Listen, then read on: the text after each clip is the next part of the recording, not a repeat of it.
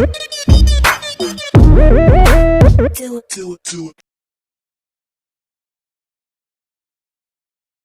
Everyone, solution chapter चल रहा है। तो आज डिस्कस करना है इसके कॉन्सेंट्रेशन टर्म्स डिस्कस करने हैं हमें। कॉन्सेंट्रेशन टर्म्स में हमें क्या क्या पढ़ना है। कॉन्सेंट्रेशन टर्म्स हमारी कई सारी होती है, molarity, normality, formality, weight by solution, कई सारी टर्म्स होती हैं। वो सारी आज डिस्कस करेंगे। सारी की सारी कॉन्सेंट्रेशन टर्म्स आज वाले में खत्म कर लेंगे। फिर नेक्स्ट वाले में हम देखेंगे क्वालिटेटिव प्रॉपर्टीज। तो देख लेते हैं कि हमारी कॉन्सेंट्रेशन टर्म्स में क्या क्या है, वो देखते हैं। तो कॉन्सेंट्रेशन टर्म्स, हाँ एक चीज और देख लो, जो कॉन्सेंट्रेशन टर्म्स का जो हमारा यूज है उसका आयनिक इक्विलिब्रियम चैप्टर में और केमिकल इक्विलिब्रियम चैप्टर में इनका कॉन्सेंट्रेशन टर्म्स का बहुत ज्यादा यूज होता है। तो ये बहुत ही ज्यादा यूजफुल पोर्शन है, इसे अच्छे से पढ़ लेना और ध्यान से देखना कि इंटर कन्वर्जन भी कॉन्सेंट्रेशन टर्म्स का पूछते हैं। बहुत सारे न्यूमेरिकल्स में करना होता है, हमें सॉल्व करने के लिए, आंसर निकालने के लिए इंटर कन्वर्जन आना चाहिए। तो चलो देखते हैं कॉन्सेंट्रेशन टर्म्स में। पहले देखते हैं मोलारिटी। अब हमारा मोलारिटी ये बहुत ही इंपॉर्टेंट है, स्टार लगा लेना इसमें। मोलारिटी को हम कैपिटल एम से डिनोट करते हैं। मोलारिटी को कैपिटल एम से डिनोट करते हैं। मोलारिटी हमारा क्या होता है, मोलारिटी की डेफिनेशन लिख लो। मोलारिटी होता है हमारा कि पहले देखो, मोलारिटी है हमारा मोल्स किसका, सॉल्यूट का अपॉन वॉल्यूम ऑफ सॉल्यूशन किसमें, लीटर में। आप इसको डेफिनेशन के टर्म में कैसे लिखोगे कि number of moles of solute in पर लीटर वॉल्यूम ऑफ सॉल्यूशन, इन पर लीटर वॉल्यूम ऑफ सॉल्यूशन। आप देखो इसमें हमारा n बाई वी के इसमें दिया हुआ है। n हमारा क्या है, number of moles of solute. Number of moles of solute को n से रिप्रेजेंट करेंगे और वॉल्यूम ऑफ सॉल्यूशन को v से रिप्रेजेंट करेंगे, और वो हमारा किस में दिया होगा, लीटर में दिया होगा। अब हमारा n क्या होता है ये देख लो। वैसे तो आपको पता होगा, बट फिर भी मैं हर एक चीज को एक्सप्लेन कर रही हूँ। मोल्स हमारे क्या होते हैं, given mass by molar mass. Given mass by molar mass. Given mass हमारा वेट होगा, वेट हमारा ग्राम्स में दिया होगा क्वेश्चन में, और मोलर मास को हम m नॉट से रिप्रेजेंट करेंगे, क्योंकि मोलारिटी हमने m से ले ली है, तो मोलर मास हम m नॉट से ले लेंगे, तो कोई कंफ्यूजन ना हो इन टर्म्स में। अब मोल्स को इसमें पुट कर दो, यहीं पे पुट कर दे रही हूँ। मोल्स को पुट कर दो, यहाँ पे मोल्स की वैल्यू पुट कर दो। मोल्स हमारा क्या है, W बाई एम नॉट होता है, W by am not. Volume क्या है हमारा, लीटर में है, इंटू वॉल्यूम कर दोगे। अब क्या है इसमें कि हमारा ये लीटर में दिया था, क्वेश्चन में कभी दिया हो कि ml में निकालना है हमें, तो क्या करोगे आप, 1000 का मल्टीप्लाई कर दोगे। जब हमारा वॉल्यूम किसमें हो, ml में निकालना हो हमें, तो हम किसका मल्टीप्लाई करेंगे, 1000 का।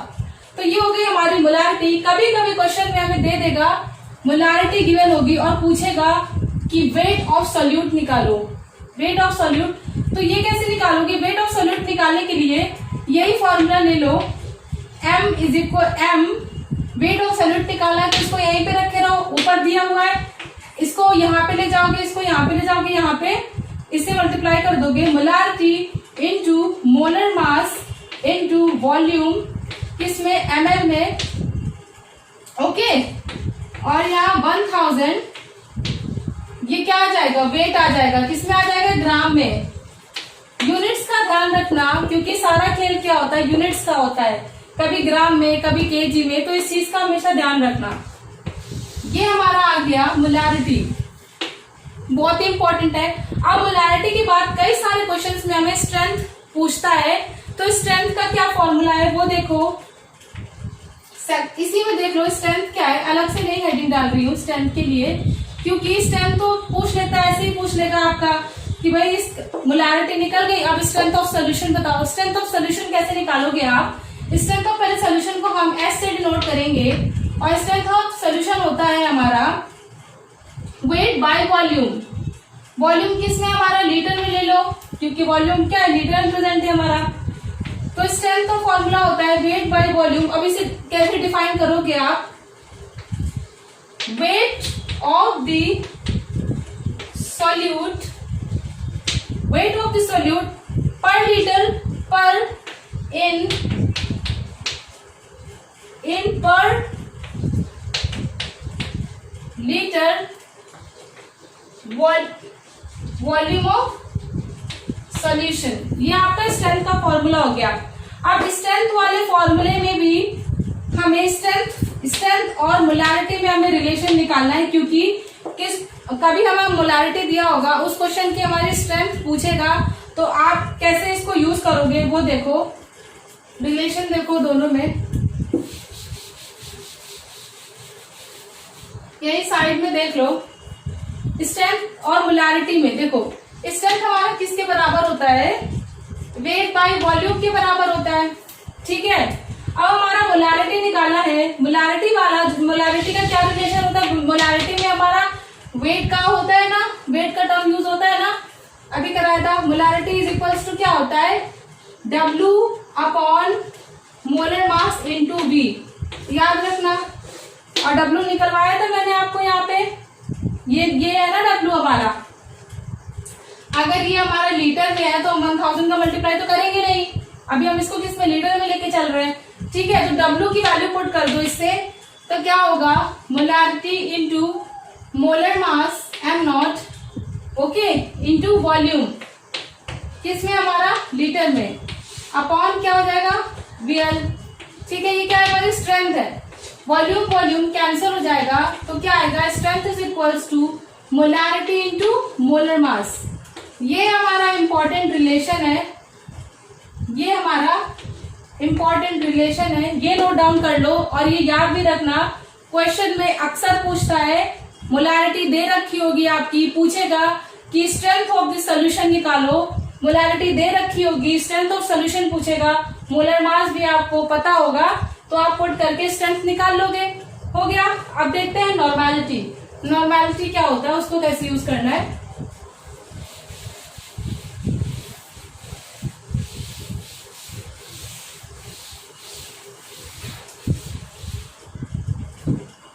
अब देखो नॉर्मेलिटी कैसे यूज करना है हमें। सेकेंड है हमारा नॉर्मेलिटी। नॉर्मेलिटी हमारा बहुत इंपॉर्टेंट है, ये इसका सबसे ज्यादा यूज हमारा होगा आयनिक इक्विलिब्रियम चैप्टर में, IIT JAM के लिए बहुत इंपॉर्टेंट है। ये बहुत ध्यान से देखो, ये नॉर्मेलिटी को बहुत इंपॉर्टेंट है, तभी ये टर्म्स पहले करा दे रही हूँ। सारी कॉन्सेंट्रेशन टर्म्स के ऊपर सबसे पहले मैंने मोलारिटी नॉर्मेलिटी इसीलिए करा रही हूँ कि आपको ध्यान रहे।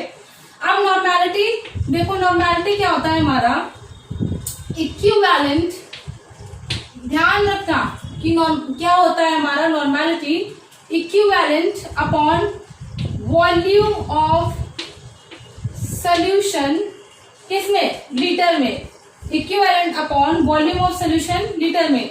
अब इसकी डेफिनेशन देखो। अब आप कह रहे होंगे पहले कि मैं पहले मैं वो लिख दे रही हूँ, फॉर्मूला लिख रही हूँ, फिर डेफिनेशन लिख रही हूँ, क्योंकि फॉर्मूला इसका छोटा होता है और इसको याद रखना, डेफिनेशन को फॉर्मूले से याद रखना ज्यादा आसान होता है, इसलिए फॉर्मूले को हमेशा याद रखना। अब देखो इसको डिफाइन करती हूं मैं, क्या होता है, नंबर ऑफ इक्विवेलेंट ऑफ किसका, सॉल्यूट का। एक चीज याद रखना, जो हमारी ऊपर न्यूमरेटर में टर्म आएगी वो हमेशा किसकी होगी, सॉल्यूट की टर्म होगी। नीचे किसकी टर्म होगी, वॉल्यूम सॉल्यूट की टर्म, सॉल्यूशन की टर्म होगी। सिर्फ एक केस को छोड़ के, मोलारिटी को छोड़ के, बाकी सारे टर्म्स हमारे किसकी, सॉल्यूशन की होंगी डिनोमिनेटर में। और न्यूमरेटर में तो हमेशा ही किसकी टर्म होगी, सॉल्यूट की टर्म होगी। तो जो हमारे इक्विवेलेंट होगा या मोलर वेट ऑफ सॉल्यूट होगा, वेट होगा, मास होगा, जो भी होगा वो किसका होगा न्यूमरेटर में, वो हमारा सॉल्यूट का ही होगा। तो number of equivalent of solute present in पर लीटर ऑफ सॉल्यूशन, पर लीटर ऑफ सॉल्यूशन। अब देखो इसने नॉर्मेलिटी को equivalent upon upon volume of solution in litre हो गया। ये क्या है, number of equivalent of solute है। अब इक्विवेलेंट निकालना हमें देखना होगा कि इक्विवेलेंट कैसे हम सॉल्व करेंगे। देखो हमारा पहली बात इक्विवेलेंट होता क्या है, इक्विवेलेंट है हमारा weight by molar mass. Molar mass को किससे डिनोट किया, एम नॉट से, पहले भी एम नॉट से डिनोट किया था, मोलैरिटी में भी, ठीक है। इक्विवेलेंट हमारा क्या होता है, वेट बाय मोलर मास होता है। इसमें इस केस में नॉर्मैलिटी के केस में मोलर मास नहीं होगा। यही इसका गेम है कि नॉर्मैलिटी के टर्म्स में हम मोलर मास नहीं डायरेक्ट लिखते, हम क्या लिखते हैं, equivalent molar mass. M equivalent को क्या बोलते हैं हम, लिख लो इसे, equivalent molar mass. Equivalent molar mass use करते हैं हम नॉर्मैलिटी में, ओके। तो अब आगे देखो कि हमारे W क्या है, ये हमारा सॉल्यूट का है और मोलर मास हमारा सॉल्वेंट का होगा ऑब्वियसली। अब हम एम इक्विवेलेंट कैसे निकालेंगे ये देखते हैं। एम इक्विवेलेंट निकालने के लिए, एम इक्विवेलेंट हमारा क्या होता है, इक्विवेलेंट मोलर मास होता है हमारा। एम इक्विवेलेंट कैसे निकालेंगे, molar mass M naught upon N F factor. ये एक नई टर्म आ गई, इसी टर्म का यूज होता है आयनिक इक्विलिब्रियम में, आईआईटी जैम में। एन एफ फैक्टर बहुत ही इंपॉर्टेंट है, इसे कैलकुलेट करना अभी बता दे रही हूँ क्योंकि ये इस चैप्टर में यूज हुआ है, आगे आपका यूज होगा आयनिक इक्विलिब्रियम में, इसलिए मैं इसको यहीं पे इसकी कैलकुलेशन बता दूंगी कि कैसे निकालना है। एन एफ फैक्टर हमारा एसिड के केस में अलग होता है, कभी एसिड दे दिया हमारा किसी क्वेश्चन में, कभी बेस दे दिया या सॉल्ट दे दिया, तो सबके लिए एन एफ फैक्टर अभी हम कैलकुलेट करेंगे। तो आपने ये देख लिया हम इक्विवेलेंट कैसे निकालेंगे। अब इन सब को हम पुट कर देते हैं नॉर्मैलिटी का फॉर्मूला निकालने के लिए। तो नॉर्मैलिटी हमारा क्या है, इक्विवेलेंट। इक्विवेलेंट हमारा क्या है, weight by M equivalent. Weight by M equivalent हमारा बराबर है M naught by N F factor. तो एम इक्विवेलेंट की जगह क्या रख देंगे, एम नॉट, और एन एफ फैक्टर क्या ऊपर आ जाएगा आपका, ठीक है। और वॉल्यूम ऑफ सोल्यूशन क्या लीटर में दे रखा है, into volume of solution litre में। ये हो गया हमारा नॉर्मैलिटी का फॉर्मूला, ये याद रखना है आपको, नॉर्मैलिटी का फॉर्मूला, ठीक है। अब कैलकुलेट करना देखते हैं कि हम एन एफ फैक्टर कैसे निकालेंगे। एन एफ फैक्टर कैसे निकालना है देखते हैं।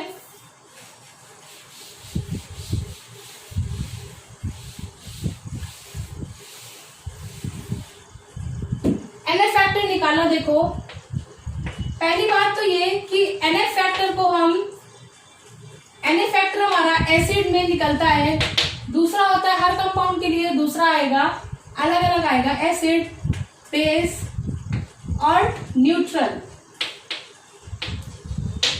आप देखो एसिड के केस में, जब हम एसिड के केस में देख लो, जब हमने स्ट्रॉन्ग एसिड लिया, स्ट्रॉन्ग एसिड ले लिया, स्ट्रॉन्ग एसिड क्या होते हैं, अब एसिड के केस में एन एफ फैक्टर हमारा क्या होगा कि जितना H पॉजिटिव आयन हमारा डिसोशिएट होगा या वो एसिड डोनेट करेगा, वही उसका एन एफ फैक्टर हो जाएगा।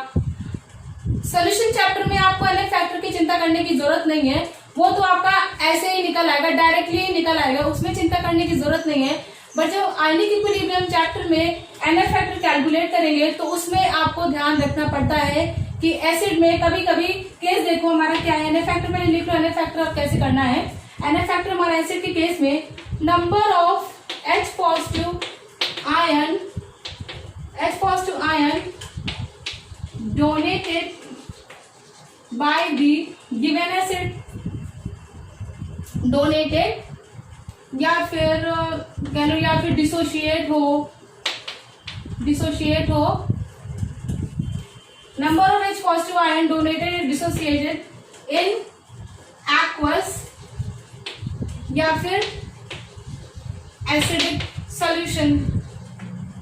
जैसे हम HCl है, HCl का एग्जांपल ले लो, HCl है हमारा एग्जांपल से ज्यादा अच्छा समझ में आएगा। HCl को हमने डाला एसिडिक मीडियम में, तो हमारा HCl क्या होगा, H positive plus Cl negative में हमारा क्या होगा, HCl हमारा क्या H पॉजिटिव आयन दे रहा है, तो H पॉजिटिव आयन अगर दे रहा है तो एन एफ फैक्टर इसका क्या होगा, सिंपली 1 हो जाएगा। इस केस में तो इसका 1 ही होगा, लेकिन जरूरी नहीं है कि हमारा जब हम आयनिक इक्विलिब्रियम में यूज करते हैं तो हमारे और भी अलग अलग तरीके से भी निकाला जा सकता है। इसके केस में तो हमेशा 1 ही आएगा, जो हमारा H2SO4, हाँ ये एग्जाम्पल है, इसमें दिखाती हूँ मैं आपको कि कैसे NF फैक्टर हमारा वेरी कर सकता है। H2SO4 के केस में हमारा ट्वाइस H पॉजिटिव इसने करा और SO4 2 नेगेटिव, तो NF फैक्टर की वैल्यू इसमें हमारे क्या आ गए, 2 आ गए, क्योंकि H पॉजिटिव इसमें क्या हुआ, 2 हमारे इसने डिनोट करें, 2 हमारे इसने दे रखे हैं वही सोल्यूशन में, या तो HCl को हमने पानी मिला दिया, और वैसे भी HCl हमारा क्या स्ट्रॉन्ग एसिड है, वो हमारा क्या डिसोसिएट होता है H पॉजिटिव और Cl नेगेटिव में, तो ये क्या NF फैक्टर इसका तो 1 ही आ जाएगा। लेकिन जो H2SO4 है अगर एसिडिक मीडियम में या पानी में हम लेते हैं, वैसे भी हमारा ये स्ट्रॉन्ग है, तो इसकी टेंडेंसी होती है 2H पॉजिटिव आयन देने की। अगर ये 2H पॉजिटिव आयन दे रहा है तो NF फैक्टर इसका क्या हो जाएगा, 2 हो जाएगा। अब इसमें एक केस और देखो कि कभी हमारा H2SO4 दे रखा हो, डिसोशिएट करे हमारा, ये देखो ध्यान से देखो, H पॉजिटिव और क्या SO4 टू HSO4 2 नेगेटिव, इसने यहाँ पे क्या किया, सिर्फ H पॉजिटिव आयन ही इसने दिया यहाँ पे, तो इसमें क्या हो जाएगी NF फैक्टर की वैल्यू, इसमें इसकी NF फैक्टर की वैल्यू हमारी क्या हो जाएगी, 1 हो जाएगी इस केस में। देखो एसिड के केस में आपने देख लिया। अब देखते हैं हम बेस के केस में, देखते हैं कि बेस के केस में NF फैक्टर हम कैसे निकालेंगे। बेस के केस में NF फैक्टर की वैल्यू हमारी कैसे होगी, बेस जैसे एसिड के केस में हमें क्या देखा, number of H positive ion जो उसने दिए, वैसे हम बेस के केस में देखेंगे number of OH positive ion जो वो देगा किसी एक्वस मीडिया में, तो क्या है number of OH negative ions, number of OH negative ions given by the base. ठीक है, बेस में क्या हो, जितना OH नेगेटिव आयन देगा उसका उतना ही NF फैक्टर हो जाएगा। अब इसके एग्जांपल देखो, हमारा क्या है NaOH, NaOH का ले लो, NaOH हमारा कैसे टूटेगा, Na पॉजिटिव और OH नेगेटिव में, तो OH नेगेटिव हमारा क्या एक ही देगा, देखो Na पॉजिटिव प्लस क्या है OH नेगेटिव, इसमें NF फैक्टर क्या हो जाएगा, क्या हो जाएगा इसमें NF फैक्टर हमारा, कितने OH नेगेटिव आयंस दिए उसने, एक ही दिए ना, तो NF फैक्टर क्या होगा, 1 हो जाएगा इसमें NF फैक्टर। ध्यान से देखो और खुद से जैसे ही मैं लिखूं उससे पहले आपको आंसर पता होना चाहिए। अब देखो KOH के केस में, KOH के केस में यहाँ पे क्या हो जाएगा इसका NF फैक्टर, देखो क्या होगा, सोचो आप क्या होगा NF फैक्टर, इसमें एक ही OH नेगेटिव आयन है ना, क्या हो जाएगा 1 होगा इसमें NF फैक्टर। ठीक है, समझ में आ गया होगा। हाँ, इसमें देखो स्ट्रॉन्ग एसिड का जो कराया था, वीक एसिड में भी तो NF फैक्टर हमारा क्या होगा ये देख लेते हैं। वीक एसिड के केस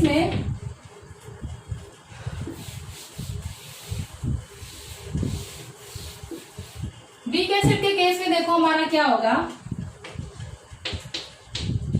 वीक एसिड का क्या एग्जाम्पल बताओ, कुछ भी सोच लो, हमारे क्या CH3COH सोचते हैं, एसिटिक एसिड सबसे हमारा वेल नोन एग्जाम्पल है।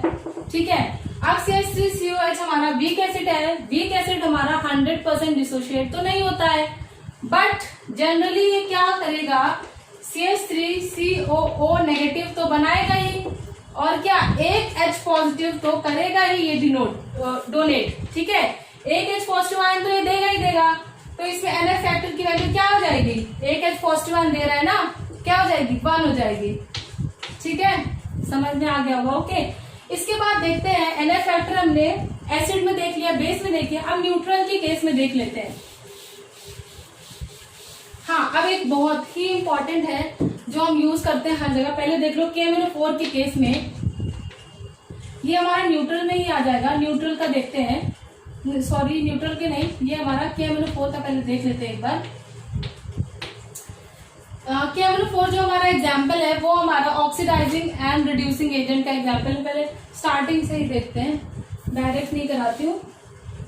देख लो अब क्या है कि हमारा एसिड में देख लिया, बेस में देख लिया, थर्ड है हमारा NF फैक्टर हम निकालते हैं ऑक्सीडाइजिंग एंड रिड्यूसिंग एजेंट के केसेस में हमारा NF फैक्टर क्या होगा ये निकाला। देखो यही हमारे सबसे ज्यादा इंपॉर्टेंट है कि ऑक्सीडाइजिंग और रिड्यूसिंग एजेंट में हमारा NF फैक्टर क्या होगा।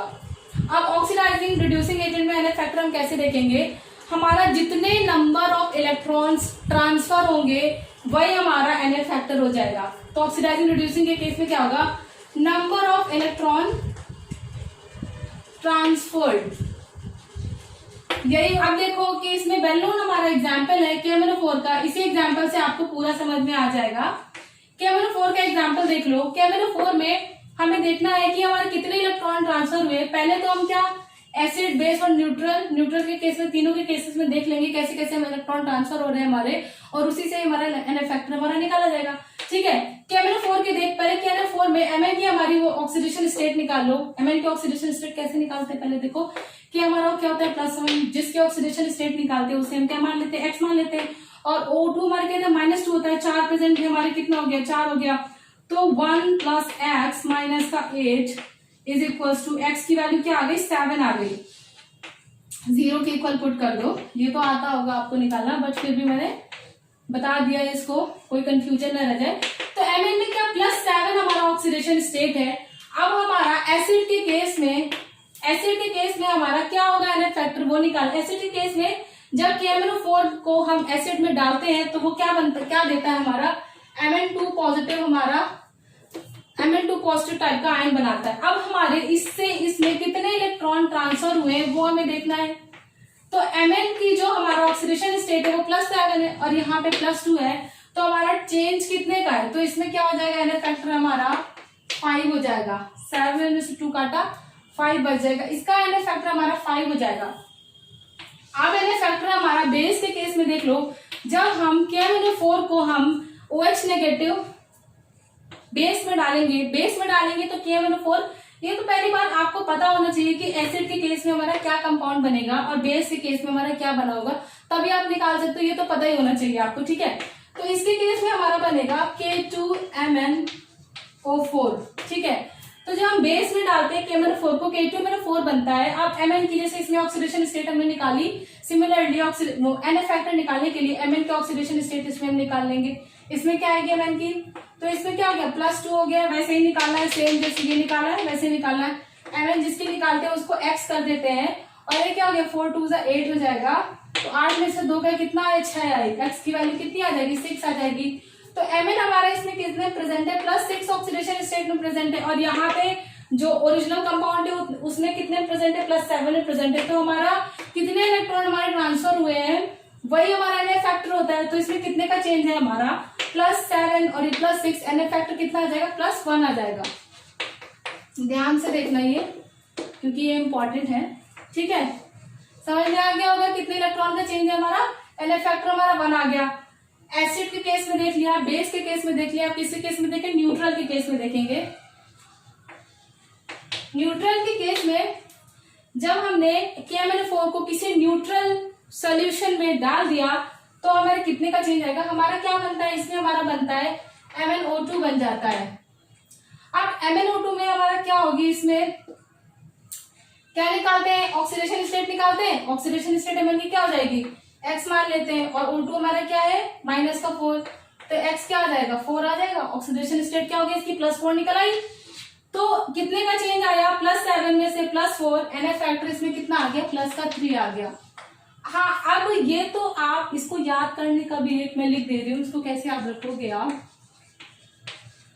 KMnO4 में 153, ये ना छोटी सी ट्रिक लिख दे रही हूँ ताकि ये आपको याद रहे, क्योंकि ये हमेशा यूज होगा आपका आने इक्विलिब्रियम चैप्टर में, हमेशा यूज होना है। बहुत सारे क्वेश्चंस में KMnO4 का दे रखा होगा, तो आप याद रखना कि कैसे इसको, किस बेस के केस में क्या होता है, एसिड के केस में क्या होता है।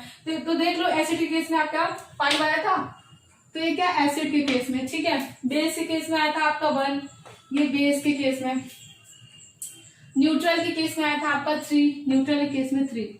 तो ऐसे याद रखना कि KMnO4 में बैन और 153, बैन 153 याद रखना। बैन मतलब B मतलब बेस, A मतलब एसिड, N मतलब न्यूट्रल, बैन, ठीक है। ये ट्रिक है एक तरह से, याद रखना। याद रखोगे ना तो आपको दिक्कत नहीं होगी। बाकी कैलकुलेट करना तो मैंने बता ही दिया है। अब NF फैक्टर निकाल लिया नॉर्मेलिटी में। अब देख लो, अब क्या करना है, नॉर्मेलिटी की बात देख लेते हो। तीसरे है हमारी percentage volume by volume concentration term, ये देख लेते हैं। इस कॉन्सेंट्रेशन टर्म का पहली बात, इस तरीके की 3 कॉन्सेंट्रेशन टर्म है हमारी, वॉल्यूम बाय वॉल्यूम है, वेट बाय वॉल्यूम है, और weight by weight concentration term है, 3 है, तीनों एक ही तरीके की है। इसमें क्या लेट करना है देख लो, क्योंकि क्वेश्चन में पूछा जाएगा तो ये लेट करने वाली टर्म्स है। कैसे लेट करना है पहले ये देखो कि ये होता क्या है, फिर उसके बाद बताऊंगी कि इसके बेसिस में क्वेश्चंस कैसे सॉल्व करने हैं। ओके, अब देख लो परसेंटेज वॉल्यूम बाय वॉल्यूम। तो इससे पता ही चल रहा है कि पहली टर्म हमारी क्या है, वॉल्यूम की है, वी मतलब वॉल्यूम, वी भी मतलब वॉल्यूम, दोनों वॉल्यूम है। तो दोनों वॉल्यूम भाई ये किसका वॉल्यूम है, ये किसका वॉल्यूम है, ये देखना है आपको। तो ये वॉल्यूम है वो हमारा वॉल्यूम ऑफ सॉल्यूट है। ऊपर वाला जो वॉल्यूम है, न्यूमरेटर वाला जो वॉल्यूम है हमारा, वो वॉल्यूम किसका है, सॉल्यूट का वॉल्यूम है। ठीक है, और जो नीचे वाला वॉल्यूम है हमारा, वो हमारा वॉल्यूम किसका है, वॉल्यूम ऑफ सॉल्यूशन है। अब देख लो जो वॉल्यूम ऑफ सॉल्यूट है वो हम किस में लेंगे, वॉल्यूम है तो हमारा लीटर में ही लेंगे, और वॉल्यूम ऑफ सॉल्यूशन है वो भी हम लीटर में ही लेंगे। ठीक है, ये हमारी कट जाएंगी, कोई यूनिट नहीं आएगी इसकी, तभी इसको हम किस में कैलकुलेट कर रहे हैं, परसेंटेज में कैलकुलेट कर रहे हैं, ध्यान रखना, इनटू 100%। तो ये हमारा परसेंटेज में आ जाएगा। अब इस क्वेश्चन में मेन बात ये है हमारा कि ये इस तरह के क्वेश्चन दिए रहेंगे कि हमारा निकालना है, हमारा जैसे निकालना होगा, इसमें हमारा लेट क्या करना होता है, इसमें लेट करना होता है हमें वॉल्यूम ऑफ सोल्यूशन को हम 100 ml लेट करेंगे। 100 ml हम किसको लेट करेंगे, वॉल्यूम ऑफ सोल्यूशन को, वॉल्यूम ऑफ सोल्यूशन को 100 ml लेट कर लेंगे। इसी से हमारा क्वेश्चन सॉल्व हो जाएगा कि वॉल्यूम ऑफ सोल्यूशन को हमने 100 ml लेट कर लिया है, तो हमारा वॉल्यूम ऑफ सोल्यूशन को हम लेट कर लेंगे, तो हम देख लेंगे कि हमारा इतने सोल्यूशन में, 100 ml सोल्यूशन में हमारा कितना सोल्यूट प्रेजेंट है वो हम निकाल लेंगे। ठीक है, तो ये समझ में आ गया होगा। अब तीसरा चौथा देखते हैं हमारा, इसी तरीके का है, वॉल्यूम बाय वॉल्यूम है। तीसरा है हमारा weight by volume, percentage weight by volume. इसमें हमें क्या देखना है कि वेट हमारा किसका, वेट ऊपर वाला जो टर्म होगा वो हमारा सोल्यूट होगा, बताया था आपको। तो डब्ल्यू क्या हो जाएगा, ये ऐसे ही देखना, ऐसे ही आपका ये फॉर्मूला ही इसका है, और डिफाइन भी ऐसे ही करना है। ठीक है, तो इसमें देखो ये किसका हो जाएगा, वेट किसका होगा, वेट ऑफ सोल्यूट। किसका वेट हो जाएगा, डब्ल्यू हमारा क्या है, वेट ऑफ सोल्यूट, सोल्यूट का वेट हो जाएगा। वॉल्यूम किसका होगा, वॉल्यूम किसका होगा, सोल्यूशन का वॉल्यूम होगा, वॉल्यूम ऑफ सोल्यूशन। किसमें, 100% में। इसमें भी हम सेम चीज लेट करेंगे, इसमें भी सेम चीज लेट करनी है हमें। जब हमें निकालना होगा कि हमारा कितना सोल्यूट प्रेजेंट है, किसमें से, 100 ml ऑफ सोल्यूशन में से, तो हमेशा हम लेट कर लेंगे कि 100 ml सोल्यूशन में हमारा कितना सोल्यूट प्रेजेंट है। अब थर्ड देखते हैं, सेम टाइप का ही है थर्ड हमारा, सेम टाइप का है हमारा। अब आता है हमारा volume by volume, weight by volume, weight by weight. इसमें कि ये किसका होता है, वेट हमारा सोल्यूट का वेट होता है, वेट ऑफ सोल्यूट। सोल्यूट हमारा किसमें प्रेजेंट होगा, ये किसका है, वेट ऑफ सोल्यूट का है। सोल्यूट किसमें प्रेजेंट होगा, ग्राम में प्रेजेंट होगा। और जो यहाँ हमारा कैपिटल डब्ल्यू है, ये क्या है, ये वेट किसका है, सोल्यूशन का वेट है, वो किसमें प्रेजेंट होगा, वो भी ग्राम में ही प्रेजेंट होगा, अपॉन वेट ऑफ सोल्यूशन। ये किसमें प्रेजेंट होगा, ये भी हमारा ग्राम में प्रेजेंट होगा, और हमारा परसेंटेज है तो इंटू 100%। अब सेम चीज इसमें भी करनी है कि हमें इसमें मान के चलना है कि हमारा जो सोल्यूशन है वो हमारा कितना है, 100, और ये क्या मानेंगे, 100 ग्राम मानेंगे, क्योंकि डिनोमिनेटर वाले टर्म ही तो हम मानते थे। पहले दो में हमने क्या माना था, वॉल्यूम ऑफ सोल्यूशन ही तो माना था, और क्या माना था, 100 ml माना था। तो सेम चीज हम इसमें मानेंगे, इसमें सेम चीज क्या मानेंगे कि वेट ऑफ सोल्यूशन इसमें मानेंगे 100 ग्राम। अब इसके बाद हमारी ये हमारी पांचवी, अब इसके बाद हम देख लेते हैं छठी, हम कराना है मोलालिटी, बहुत ही इंपॉर्टेंट है। मोलालिटी देख लो क्या होता है, इसमें भी स्टार कर लो क्योंकि मोलालिटी का यूज होना ही होना है। मोलालिटी को हम स्मॉल m से डिनोट करते हैं। तो पहले मोलालिटी की डेफिनेशन देख लेते हैं, क्या डेफिनेशन है मोलालिटी की। मोलालिटी की डेफिनेशन है moles of solute, moles of solute इन पर केजी वेट ऑफ, किसमें, सॉल्वेंट में निकालना है, सॉल्यूशन में नहीं, मोल्स ऑफ सॉल्यूट इन पर केजी वेट ऑफ सॉल्वेंट, याद रखना।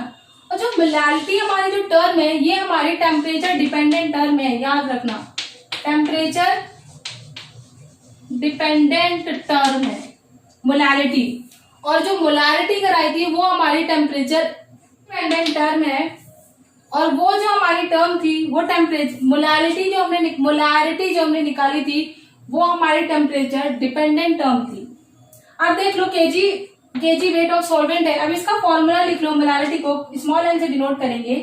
फॉर्मूला क्या आ जाएगा, मोल्स ऑफ सॉल्यूट मतलब एन से डिनोट करना है, ठीक है। वेट ऑफ सॉल्वेंट मतलब हमें वेट हम कैपिटल डब्ल्यू से कर सकते हैं, ओके। तो एन बाई डब्ल्यू, ठीक है। मोल्स हमारा निकालना बताया था, मोल्स हमारा क्या होता है, मोल्स हमारा क्या होता है, given mass upon molar mass. Molar mass को कैपिटल एम से डिनोट करते थे, इनटू वेट हमारा दे रखा है कैपिटल डब्ल्यू। जो इसमें वेट है वो हमारा किसमें है, केजी में। डेफिनेशन में देखो लिखा है ना, वेट किसमें है हमारा, केजी में है ना, पर केजी वेट ऑफ सॉल्वेंट। अब इसका ये फॉर्मूला निकाल लिया। अब अगर हम इसे ग्राम में निकालना है तो क्या करेंगे, 1000 से मल्टीप्लाई कर देंगे, वो भी लिख लो, ये भी लिख लो, W upon am not into W into 1000, ये किस में आ जाएगा, ग्राम में। यूनिट्स का हमेशा ध्यान रखना।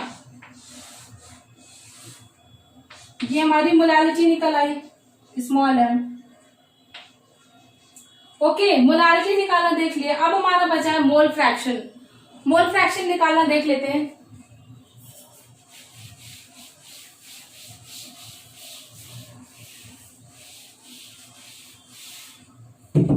मोल फ्रैक्शन निकालना देखो, मोल फ्रैक्शन कैसे निकालते हैं। मोल फ्रैक्शन कैसे निकालेंगे, देखो कोई कंटेनर मान लो, किसी कंटेनर में हमारा A सॉल्यूट प्रेजेंट है, B सॉल्वेंट प्रेजेंट है, और किसी कंटेनर में A हमारा सॉल्यूट प्रेजेंट है और B सॉल्वेंट प्रेजेंट है। A सॉल्यूट का मोल फ्रैक्शन निकालना है, सॉल्वेंट का मोल फ्रैक्शन निकालना है, ठीक है। पहले देखते हैं सॉल्यूट का मोल फ्रैक्शन कैसे निकालेंगे। मोल फ्रैक्शन को हम X से डिनोट करते हैं। मोल फ्रैक्शन को किससे डिनोट करते हैं, X से डिनोट करते हैं। मोल्स ऑफ सॉल्यूट निकालने के लिए क्या करेंगे, हमें ए का कितना मोल्स प्रेजेंट है इस सोल्यूशन में देखना है। तो सॉल्यूट का मोल निकालेंगे, वो हमारा क्या हो जाएगा, मोल्स ऑफ सॉल्यूट Na हो जाएगा, अपॉन क्या होगा, टोटल मोल्स। किसी का हमें सॉल्यूट निकालना होगा तो हम क्या करेंगे, अपॉन में क्या हम लेते हैं, टोटल लेते हैं। तो टोटल मोल्स क्या लेंगे, टोटल मोल्स लेंगे। ये हमारा क्या आ गया, मोल फ्रैक्शन किसका आ गया, सॉल्यूट का आ गया। Mole fraction of solute, okay. आप देख लो मोल फ्रैक्शन अगर हमें बी का निकालना है, बी क्या है, मोल फ्रैक्शन किसका निकालना है, सॉल्वेंट का निकालना है।